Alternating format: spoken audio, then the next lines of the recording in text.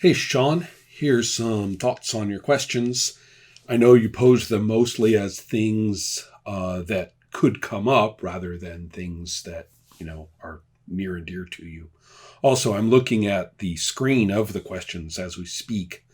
So I bet there's all kinds of weird reflections showing up here. So if I look spooky, that's why. Okay, so I want to break them out.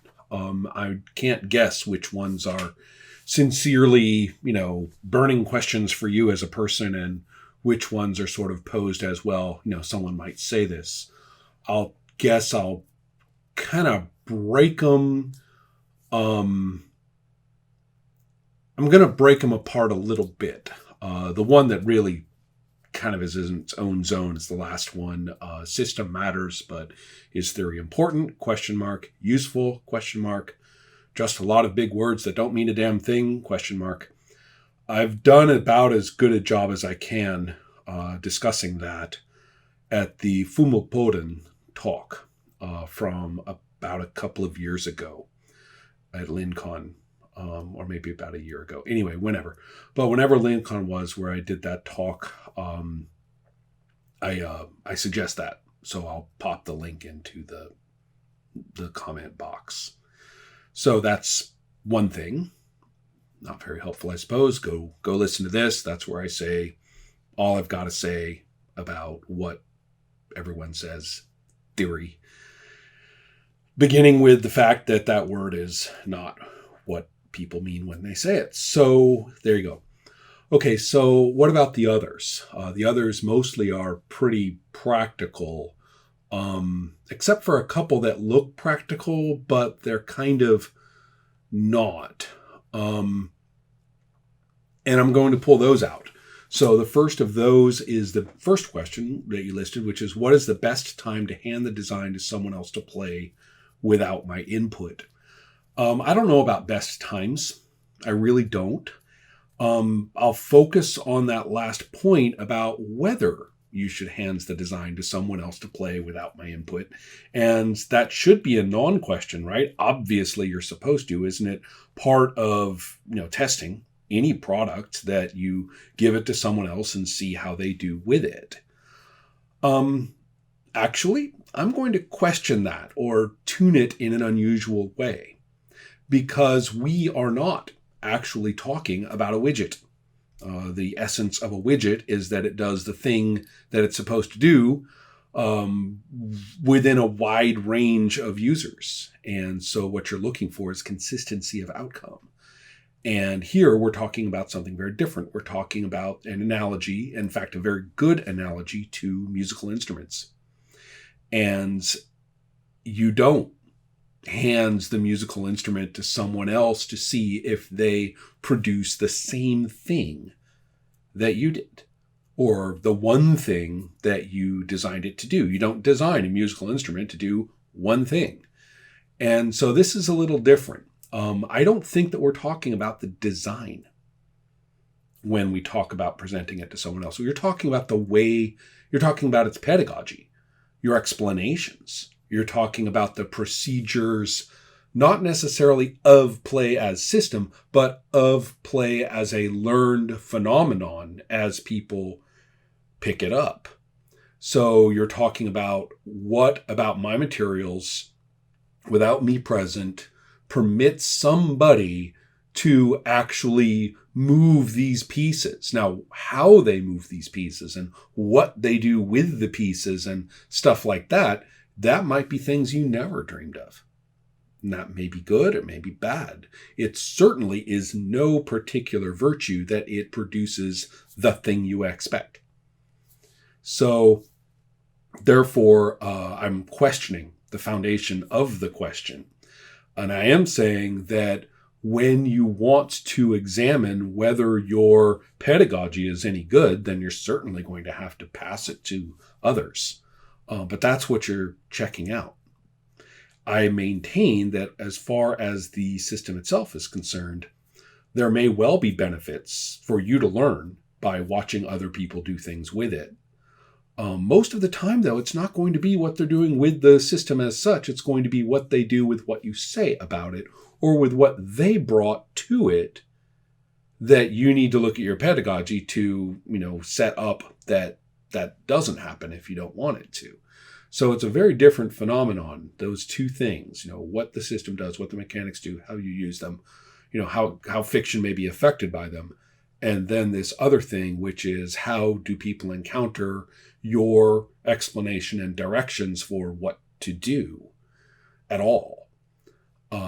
So yes, that latter definitely needs to get passed on to others, and you're going to learn lots and lots of things about how to teach it, how to present it, how to say it. But in my experience, it's really not that often that you're going to be discovering, when you do that, a whole lot about the mechanics as such. It's possible, definitely not the main thing. So this kind of goes with the other question of what is the best time to hand the design to someone else to play. Well, that's what I'm talking about. Sorry. So it's related certainly to this business of should I always run a given play of the game. And I guess I'm not quite sure. I mean, you even put run in quotation marks, and I suspect that that's because we use that term too broadly. Should there be a game master figure in the game in the first place? Not a given, but if there is, then you could be asking about whether, while I'm playtesting it, should I be this role. But I suspect that you're talking about something else that gets conflated with being the game master, which is, should I be the social and creative manager? Should I be the person who knows, the consulting figure, the person who decides certain things about how we're going to sit down and do this? And so I frankly think that the first thing to do is to separate those two things mentally, and then to say one or the other. When do I want to pass that over? If we're talking about the latter, so basically, should I be the game organizer? Should I be, the one who knows at the table? And well, not just the one who knows. I mean, you're always going to do that if you're at the table, you design the thing. But rather, are you going to be the social leader of this situation? Well, first of all, that's very much the same question of handing it over to someone else. Because if you choose not to play that role, then you are effectively handing that role to someone else. Now, when though? And you say this always. So first, one question is about best, and another one's about always. There's all these superlatives in your question that I don't know. I mean, I'm not going to use superlatives, so I'm not going to answer that way. All right, so let's see. We talked about the best time to hand the design, best time, or when you should you always, be that guy. So as you can see, they kind of go together. And to continue, we've got, how do I pick the right strangers? Is running for strangers good or not that helpful? I'm not even sure I know what. Oh, actually, no, I do know. I'm going to have to sort of frame what I think a stranger is in this regard. And it isn't actually synonymous with someone you know. I have talked a lot about this in terms of the process of design. This part's in my design curriculum, but I also mention a lot in consulting, which is that playtesting isn't stress testing.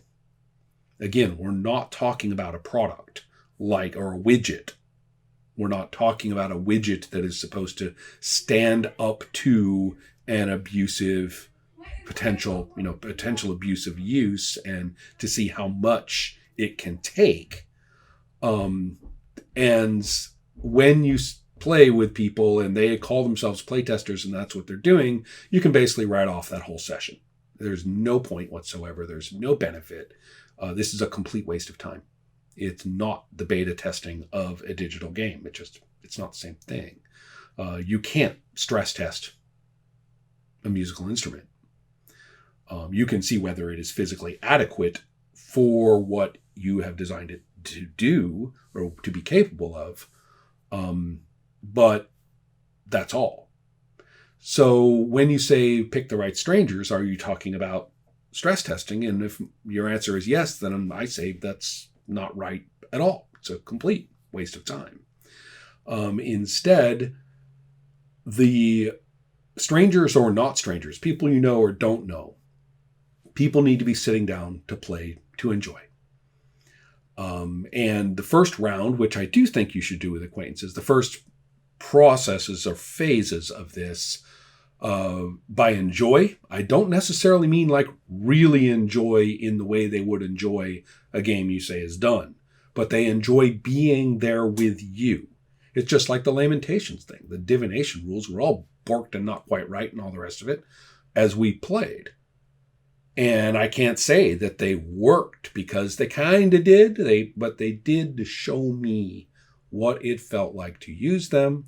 It did to show me in a wide variety of ways, some intuitive, some verbal, of what would I show you as a player so that it would do what I want. And the fact that you were sitting at that table in a state of goodwill, that you kind of said, you know what, I don't really care if these rules are great. I'm not here to be wowed. I'm not here to be impressed.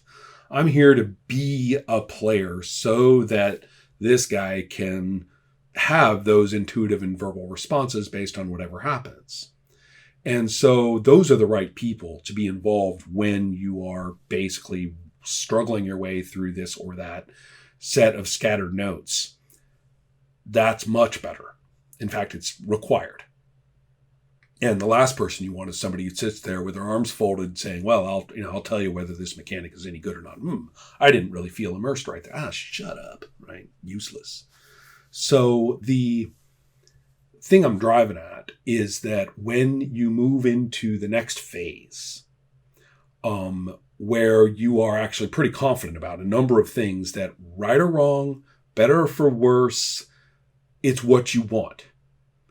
And so you have a sense of fairly, a strong sense of what is going to be in this, maybe not for every last little piece, but for quite a bit of it. Playing with people you don't know very well is fine. I think at that point, I think it's particularly good, but they have to have that same attitude. They have to have the same attitude of they are not there to stress test it. They are not there to play some other game. They are there to listen. And they are there to do, and whatever doesn't work out, that's good because you'll be making notes over there and physically or in your mind, and they know that. So it's that attitude that matters. I do think that the gentleness of the first phase does imply that acquaintances are better for that purpose. But it's not a hard and fast rule. Actually, what matters is the attitude all the way along. Strangers or not. So that's the bit about the strangers. Here's a good one. These are related then. And you know what? I kept missing this when I said that one other one was first. This is actually the first one in the list. Given that you should play as much as possible. Fair. Is it possible to overplay the game during the design phase? One of those interesting heads you win, heads I win, tails you lose kinds of questions, because if you should play as much as possible and then say, is it possible to overplay it? You're not making much sense. Let's see if I can figure out how this makes sense. Recognizing that you're going to be playing this game a lot, and to say that, well, if you're not going to be playing this game a lot, then you should. Okay, so that to me is a good rewrite of the first part. Then the second part works for me, overplaying it. Now, Overplaying, I am not sure if that's really what I've seen. What I have seen are people who spend an enormous time on their game and design, and you can even see kind of the groan, the suppressed groan on the face of person A when person B says, this is my role-playing game. I've been working on it for 22 years. And that you can kind of see their suppressed groan. And that's not really fair. These days, I'm all about how, no deadline is better than a deadline. We are not talking about corporate product. You are not, in a pay phase cycle. You're not, beholden. This is why I even kind of dislike all the hype. I'm working on this game, and then a year later, so did the game came out? When's it going to come out? This is all toxic, really. So if I had to lean in one direction of, keep trying, keep testing, keep playing, keep designing versus get it done, I would tend to lean toward the former. That said, there is a way to keep working on your game in which you're not getting anywhere. There is a there is a way in which you just really are blithering to yourself. Either you're just confirming what you already want over and over again and just doing it, which is basically just playing your game, which is sort of okay, I guess. Then there's the kind of not very okay one in which you're just not really critically thinking about what you're doing. You're not in design mode. And you may have called yourself like working on the game, but most of the time the person in that phase is really refining their pedagogy prematurely. So they're kind of doing the opposite of overplaying their game. I mean, they may be sitting down at the table and rolling dice and making stuff up, yes, but they are doing the opposite of truly playing their game. They are merely rewriting their section, refining their clever prose. They probably are thinking too much about design and production at that point too. And certain things are just not really, being considered. So I think that at that point, when the person says, I've been working on this game for 22 years, one tiny part of me says that could be a good thing. We could be looking at a game that has been done for a long time and they've been playing it and having a blast with it all this time, some, 22 minus X. And that's great. So it's one tiny part of me is kind of hoping and praying for that response. The other part of me is groaning and going, uh-oh, what on earth, what circles is this person running around and over and over and over and over and over again, if anything, when they should have been designing? It's kind of hard to tell somebody who's got 22 years of work on this that, yeah, let's go back and look at that first phase of work. Yes, I know you wrote, 400,000 words. Let's go back to that thing. You wanted to do this, or, tell me about what it's like to play this situation. What kind of situations are we talking about? And even those questions can sometimes just it's almost like one of those, squatting spin kicks that just takes a person's feet right out from under them. And it's kind of not really what I want to do to somebody with those 22 years. But if they want to work on their game, they just have to. So overplay? Well, no, but only if we're talking about play.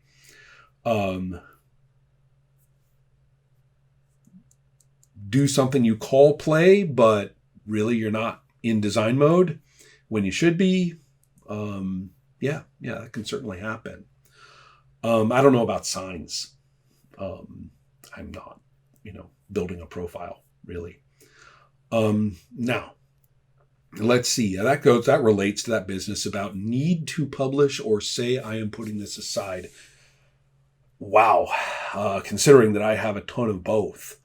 One of my favorite games that I've made, I put aside to the extent of completely forgetting about it for almost easily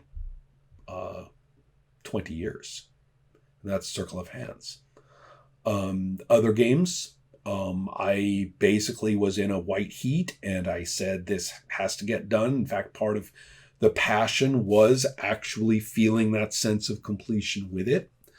But you were talking about publishing, and I'm talking about completing the design, which are two very, very different things.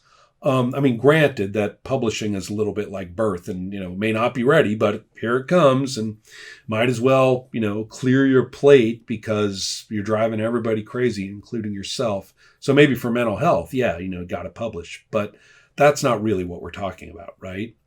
I am saying that both of those phenomena are common, that the people I know, Vincent actually has a pretty cool diagram about this that he did. A lot of people I know can give you quite a list of designs which they've basically finally said, I'm never going to work on this anymore. I'm not going to work on it more. And it might even be one that everybody was all excited about and everybody was having a great time playing or whatever. And it's not just set aside for later. You just basically say, done. In a file, I'm going to be a different person should I ever feel the need to pick that up. Maybe I'll develop or mature into that person or become that person later, but I'm certainly not that person now. Not that person who wants to work on that game anymore. And then there's the spectrum of, if you really want to include publishing, then all the way at the other end of the spectrum is the game is designed, the game is written, the game is developed, the game is refined, the game has been turned into products, the game has been turned into pedagogy, and you're done with that in terms of it leaving, your hands and is now being played. The spectrum in between, certainly includes things that you aren't working on, but you think you might. You might be wrong about that, by the way, but you think at the moment, you might. Things that you come back to intermittently, which is a big thing for me. A lot of the games that I have or have had in design, I work on when I feel like it.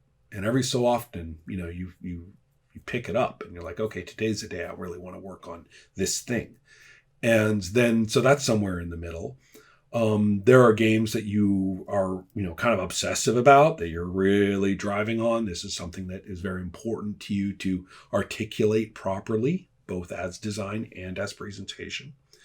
There is no point, therefore, when you need to either, be done or put it aside. Those are both pinpoints on a much richer spectrum, and you may need, as personally assessed, to do so for any of them at any point. So recognizing that as a phenomenon is important. You're under no obligation ever to publish. You're under no obligation to finish. You're under no obligation to care about that particular design.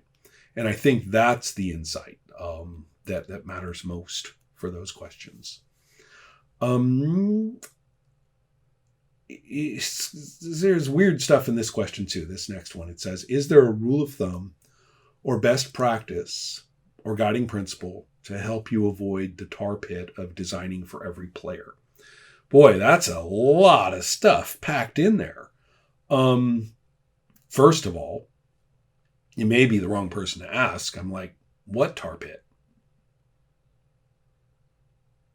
I don't get it. The very phrase designing for every player is literally alien speak to me.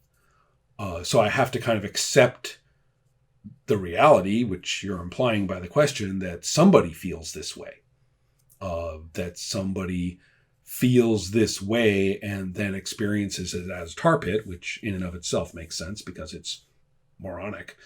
No offense. Why would anybody do that? So maybe you say rule of thumb, best practice, guiding principle to help you avoid it.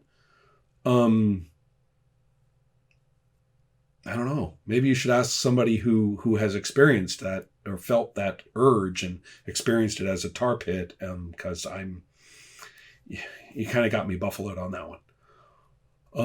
Let's see. I think that covers all of them. I blithered on for who knows how long. And I think that probably should do it. I hope that makes some sense, or at least shows you where I would be at if somebody raised them. What really matters are certain ones, as you can tell by my unpleasant delivery or rude delivery. There are certain ones that I would like to preemptively blowtorch based on saying something else. So I think I'll spend a little time actually, saying, well, what would I say so that that question, the person who's about to ask it suddenly realizes that it's been obviated. And I don't mean like elided, that they're like prevented from asking it, but they're look at it and then say to themselves, ooh, why my whole need to ask that question is gone. I'm clear. Awesome, right? So I'll have to think up some phrasings and some points about that. Anyway, thanks very much. I hope lots of other people do this too. This was extremely helpful.